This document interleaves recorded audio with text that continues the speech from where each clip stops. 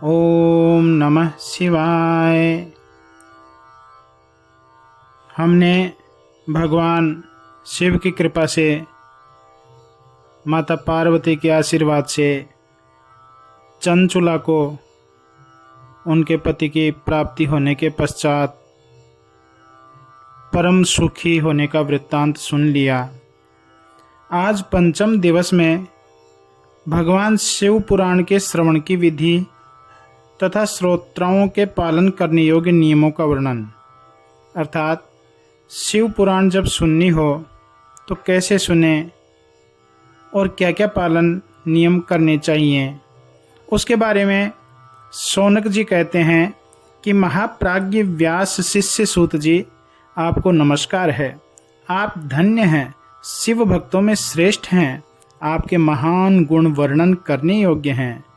अब आप कल्याणमय शिव पुराण के श्रवण की विधि मुझे बतलाइए, जिससे सभी श्रोताओं को संपूर्ण उत्तम फल की प्राप्ति हो सके।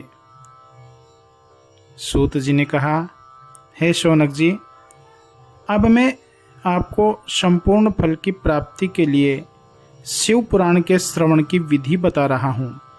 पहले किसी ज्योतिषी को बुलाकर दान मान से संतुष्ट करके अपने सहयोगी लोगों के साथ बैठकर बिना किसी विघ्न बाधा के कथा की समाप्ति होने के उद्देश्य से शुद्ध मुहूर्त का अनुसंधान कराएं और प्रयत्न पूर्वक देश देश में स्थान स्थान पर यह संदेश भेजें कि हमारे यहाँ शिव पुराण की कथा होने वाली है।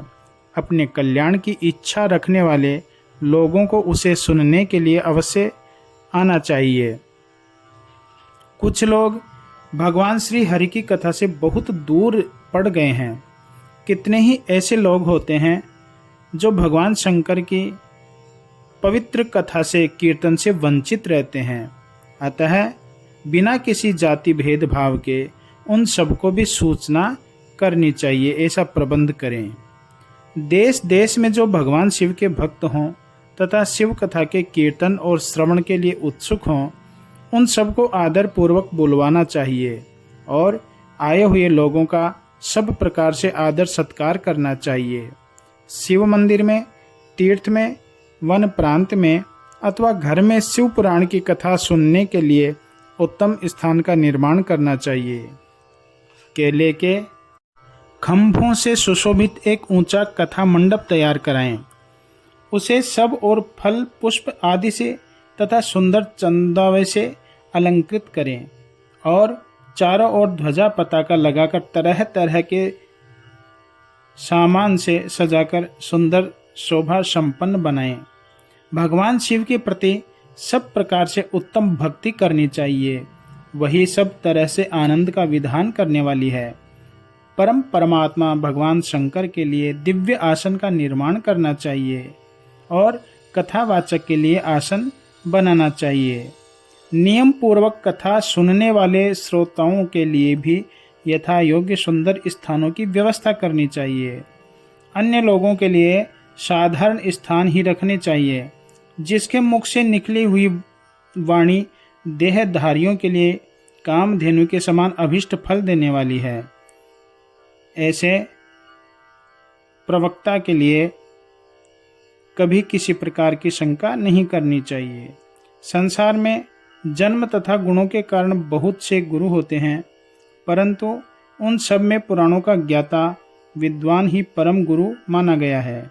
जो कथा करे उसको शिव पुराण की अत्यंत जानकारी होनी चाहिए, जिससे स्पष्ट रूप से वो कथा से भटके नहीं, इधर उधर की बातें नहीं करे और प्रमाणित बातें ही करें। पुराण वेता पवित्र, दक्ष, शांत, ईर्ष्या पर विजय पाने वाला, साधु और दयालु होना चाहिए।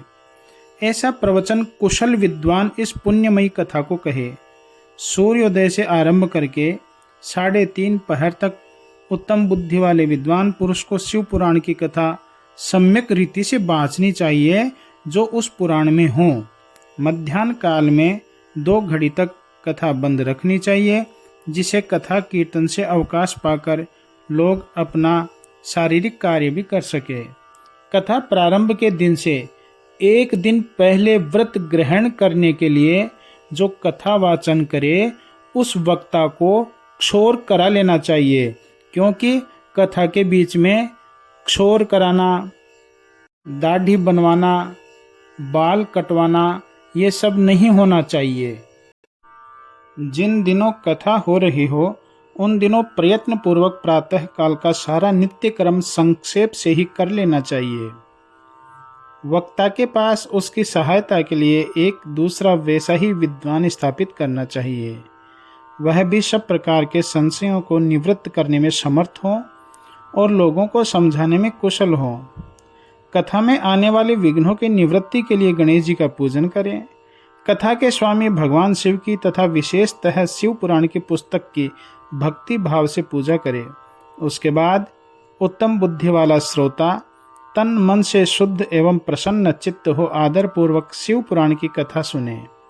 जो वक्ता और श्रोता अनेक प्रकार के कर्मों में भटक रहे हों, काम आदि 6 विकारों से युक्त हों, स्त्री की आसक्ति रखते हों और पाखंडपूर्ण बातें कहते हों, वे पुण्य के भागी नहीं होते, अर्थात शिव पुराण से बाहर नहीं जाना चाहिए। शिव पुराण की कथा को ही प्रेम से कहना चाहिए। जो लौकिक चिंता तथा धन, गृह एवं पुत्र आदि के बारे में बात करते हैं, उन लोगों को ऐसा नहीं करना चाहिए और इन चिंताओं को छोड़कर केवल कथा में मन लगाए रहना चाहिए। उन शुद्ध बुद्धि पुरुषों को उत्तम फल की प्राप्ति होती है। जो श्रोता श्रद्धा और भक्ति से युक्त होते हैं, दूसरे कर्मों में मन नहीं लगाते और मौन, पवित्र एवं उद्वेग शून्य होते हैं, वे ही पुण्य के भागीदार होते हैं। सूत जी ने कहा, हे शौनक, अब शिव पुराण सुनने का व्रत लेने वाले पुरुषों के लिए जो नियम हैं उन्हें भक्ति पूर्वक सुनो। नियम पूर्वक इस श्रेष्ठ कथा को सुनने से बिना किसी विघ्न बाधा के उत्तम फल की प्राप्ति होती है। जो लोग दीक्षा से रहित होते हैं उनका कथा श्रवण में अधिकार नहीं है। अतः कथा सुनने की इच्छा वाले सब लोगों को पहले वक्ता से आशीर्वाद लेना चाहिए। जो लोग नियम से कथा सुने उनको ब्रह्मचर्य से रहना चाहिए, भूमि पर सोना चाहिए, पत्तल में खाना और प्रतिदिन कथा समाप्त होने पर ही अन्न ग्रहण करना चाहिए। जिसमें शक्ति हो वह पुराण की समाप्ति तक उपवास करके शुद्धता पूर्वक भक्ति भाव से उत्तम शिव पुराण को सुने। इस कथा का व्रत लेने वाले पुरुष को प्रतिदिन एक ही बार हविष्यान्न भोजन करना चाहिए। जिस प्रकार से कथा श्रवण का नियम सुख पूर्वक सध सके वैसे ही करना चाहिए। गरिष्ठ अन्न, दाल, जला हुआ अन्न, सेम, मसूर, भाव दूषित तथा बासी अन्न को खाकर कथाव्रती पुरुष कभी कथा को न सुने। जिसने कथा का व्रत ले रखा हो वह पुरुष प्याज, लहसुन, हींग, गाजर, मादक वस्तु तथा आमिष कही जाने वाली वस्तुओं को त्याग दे। कथा का व्रत लेने वाला पुरुष काम, क्रोध आदि 6 विकारों को, ब्राह्मणों की निंदा को तथा पतिव्रता और साधु संतों की निंदा को भी त्याग दे। कथाव्रती पुरुष प्रतिदिन सत्य, सोच, दया, मौन, सरलता, विनय तथा हार्दिक उदारता इन सद्गुणों को सदा अपनाए रहे। श्रोता निष्काम हो या सकाम वह नियम पूर्वक कथा सुने। सकाम पुरुष अपनी अभिष्ट कामना को प्राप्त करता है और निष्काम पुरुष मोक्ष को प्राप्त कर लेता है।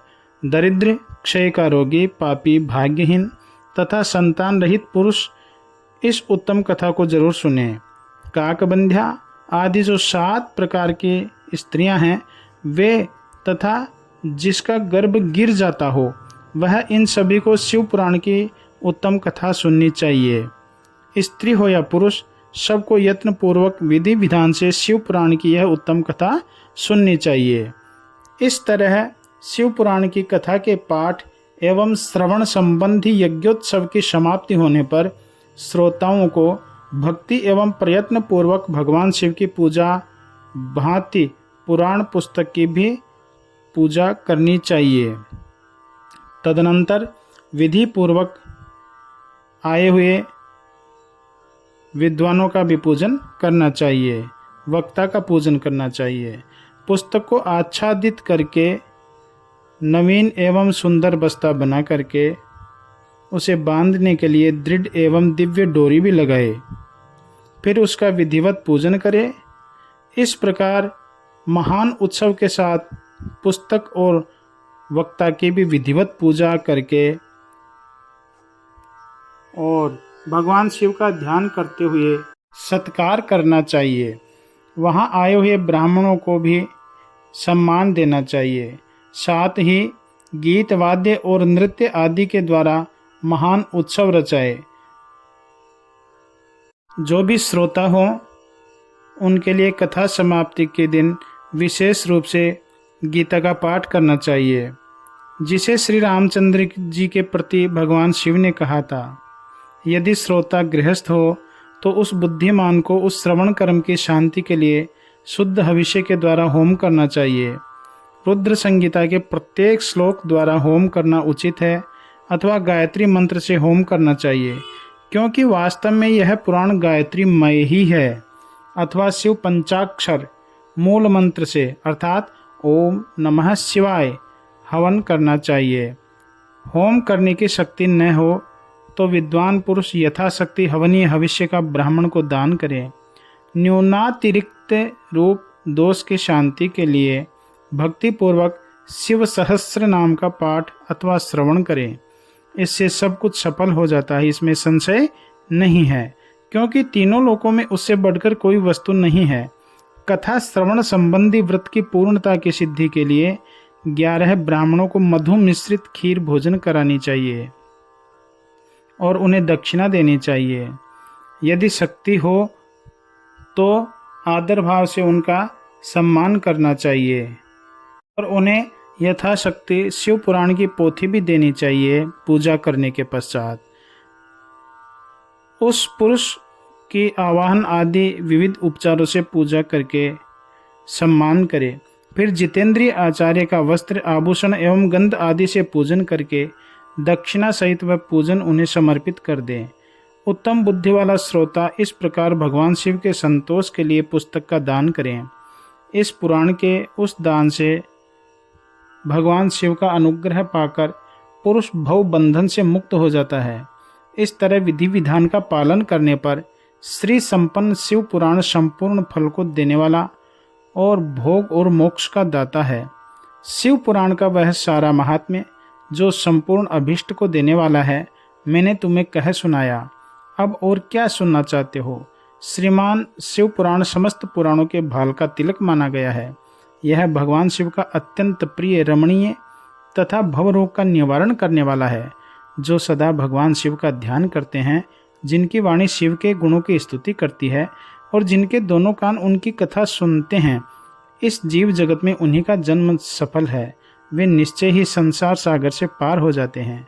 भिन्न भिन्न प्रकार के समस्त गुण जिनके सच्चिदानंदमय स्वरूप का कभी स्पर्श नहीं करते, जो अपनी महिमा से जगत के बाहर और भीतर भासमान है तथा जो मन के बाहर और भीतर वाणी एवं मनोवृत्ति रूप में प्रकाशित होते हैं, उन अनंत आनंद घन रूप परम शिव की मैं शरण लेता हूँ।